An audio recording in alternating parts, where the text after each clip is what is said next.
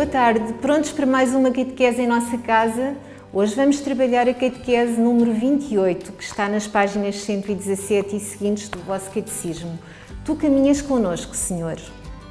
Mas antes, vamos recordar o que dissemos na semana passada.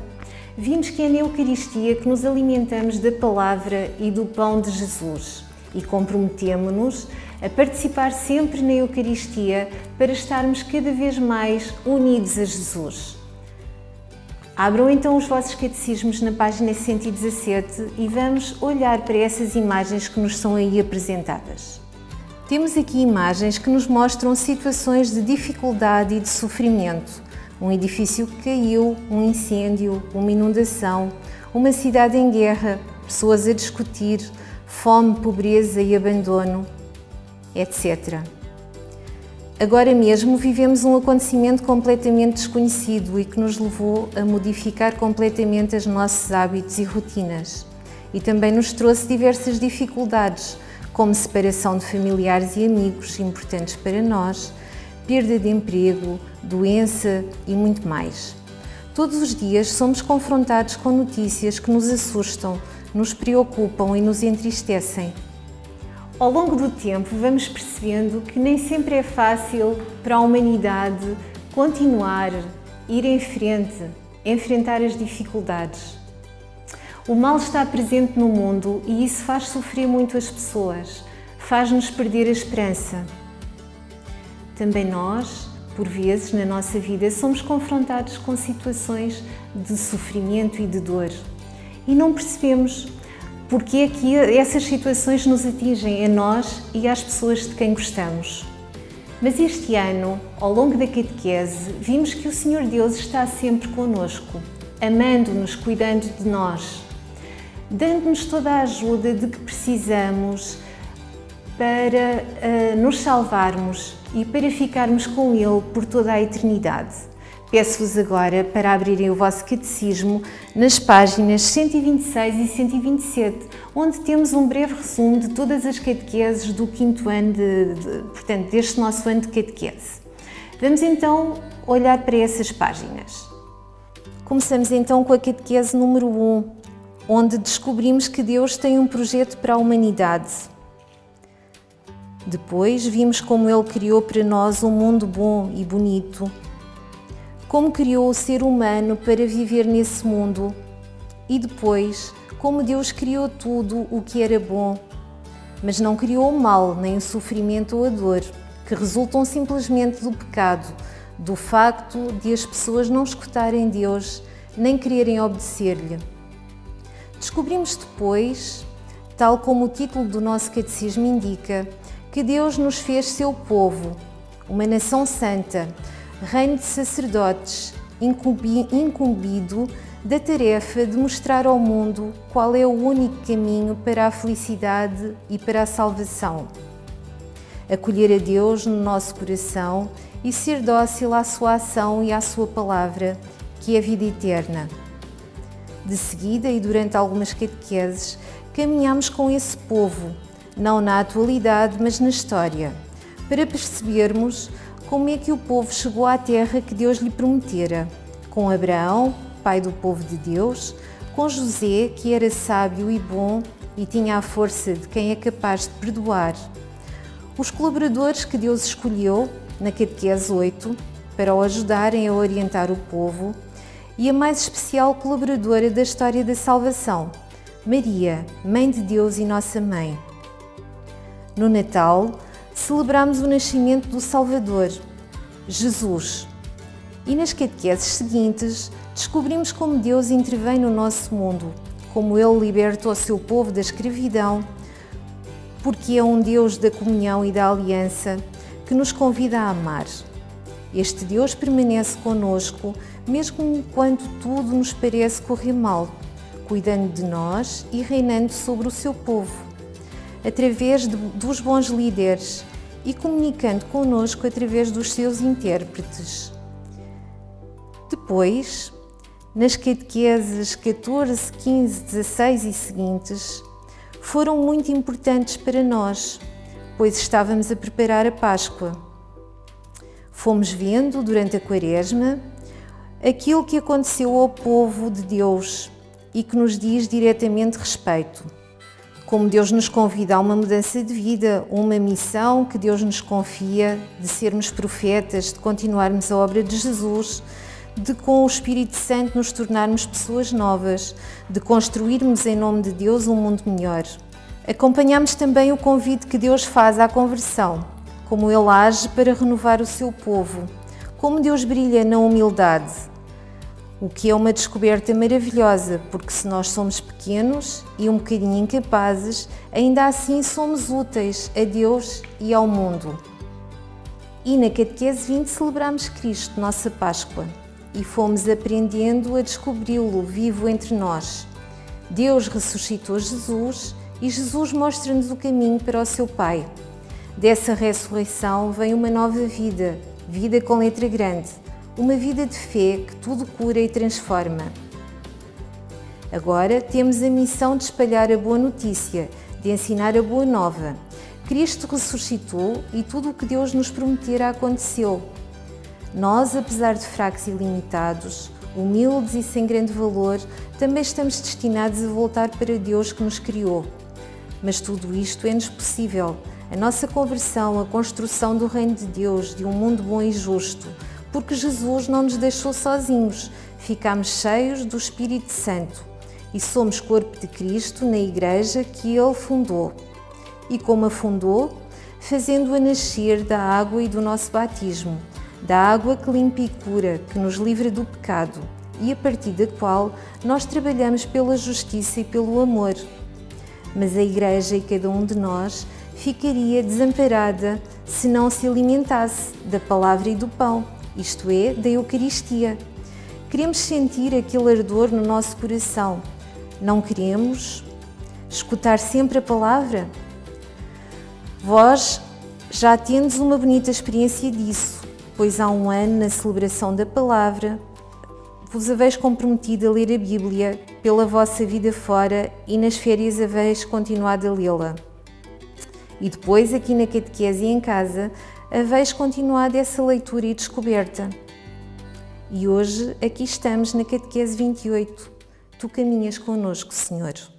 E se são tantas as situações de sofrimento e de dor que acontecem na vida e na história das pessoas, temos de aprender de Jesus, Ele que foi crucificado e morreu, mas ressuscitou, a termos esperança para enfrentar estas situações difíceis. Para os autores bíblicos que escreveram a história do povo de Deus até ao nascimento de Jesus, ou seja, o Antigo Testamento, a esperança representava o seguinte: aquilo que o Deus da Aliança prometeu e que se vai cumprir na vida daquelas pessoas. A instalação na Terra Prometida, a libertação dos inimigos, o regresso do exílio e muitas outras situações. Podemos também pensar no livro do Apocalipse, que é um livro do Novo Testamento, e que nos fala na esperança da Igreja. Para a nossa vida, isso significa que se fizermos o bem e praticarmos boas ações, podemos também acreditar naquilo que Cristo nos prometeu e na força do Espírito Santo, que nos leva a colocar Deus e tudo aquilo que Ele nos pede e nos ensina em primeiro lugar no nosso coração. E dessa forma seremos felizes e conseguiremos enfrentar mesmo as situações mais difíceis e as situações que trazem o mal até à nossa vida, porque temos sempre Deus e o seu amor no nosso coração.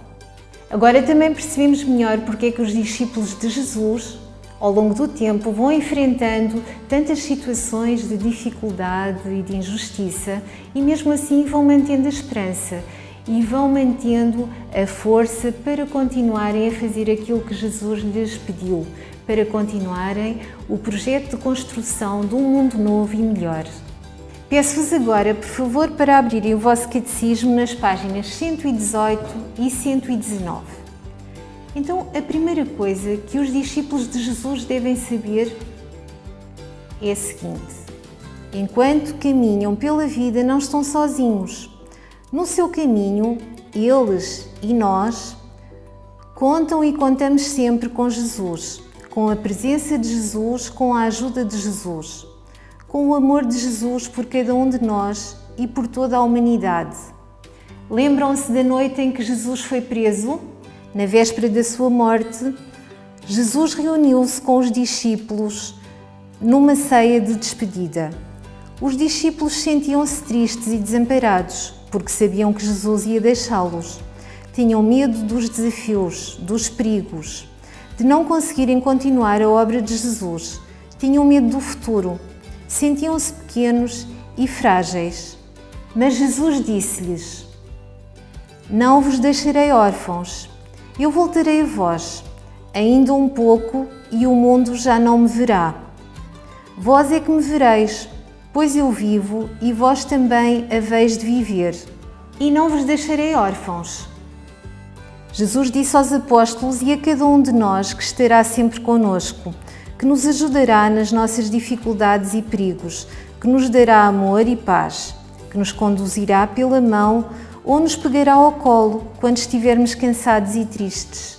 E alguns dias depois, numa das últimas vezes em que Jesus apareceu aos seus discípulos, antes de ir para junto do Pai, Jesus disse-lhes: "Sabei que eu estarei sempre convosco até ao fim dos tempos." Vocês já sabem que Jesus, enquanto andava com os seus discípulos pelos caminhos da sua terra, encontrou muitas pessoas que enfrentavam situações de dor e de sofrimento. E o que é que Jesus fazia? Curava essas pessoas, ajudava-os a sair das situações de sofrimento. Voltemos agora ao nosso catecismo. Não podemos esquecer que Jesus é mais forte do que o mal, do que o sofrimento. Ele cura, Ele guia, Ele consola, Ele perdoa, Ele regenera. E quando a maldade dos dirigentes judeus o condenou à morte e o matou, como a um malfeitor, Jesus ressuscitou. A sua ressurreição é a vitória do bem sobre o mal e a morte. Um cristão chamado João, que nos deu o livro do Apocalipse, escreveu umas palavras de Jesus que são para nós muito importantes e uma inspiração. Vamos escutá-las. Não tenhais medo. Eu sou o primeiro e o último, aquele que vive. O que significam estas palavras, primeiro e último? Vamos ver. Significam que Jesus está presente em toda a história dos homens. Ele está no princípio e no fim. Ele acompanha-nos. Ele está sempre presente na vida da humanidade, oferecendo-lhe a salvação. E o que significam as palavras "estive morto, mas como vis, estou vivo pelos séculos dos séculos e tenho as chaves da morte e do abismo"? Estas palavras significam que Jesus venceu o mal e que a morte não conseguiu destruí-lo. Nem sequer a morte conseguiu derrotar Jesus, pois ele passou pela morte, mas tinha a chave para sair da morte e voltar à vida. Então, se Jesus, que venceu a morte e voltou à vida, caminha a nosso lado, nós sentimos-nos seguros, sabendo que Jesus está sempre conosco. Voltemos agora ao nosso catecismo, à página 119. O livro do Apocalipse ensina que a história da humanidade é, desde o princípio ao fim, uma história onde existe o mal. A guerra, a fome, a doença, o sofrimento estão sempre presentes no nosso mundo. Mas João, o seu autor, explica-nos que o mal não vai ganhar, porque Deus está conosco. Está sempre presente na história e na vida de cada um de nós. Deus é muito mais forte do que o mal.